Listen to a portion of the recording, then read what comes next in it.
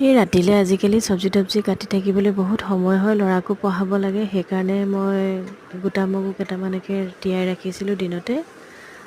এয়া মাখানা কেইটামান দি তেলতে অকণমান তাৰকা নিচিনাকৈ বনাই দিছোঁ। বিশেষ একো মছলা নাই দিয়া, আদা নহৰু পিঁয়াজ বিলাহী অকণমানি এটা দিছোঁ আৰু লগতে অকণমান জালুক দিছোঁ।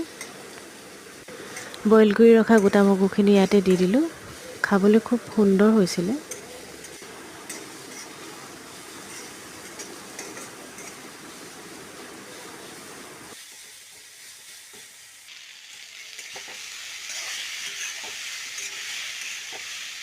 প্ৰথমতে সেই তেলতে অকণমান ভাজিলোঁ। ভাজি যেতিয়া তাৰ অকণমান শুকান নিচিনা হ'ল, তাৰপিছত মই গৰম পানী অকণমান দি দিলোঁ। উতল এটা আহিবলৈ দিলোঁ।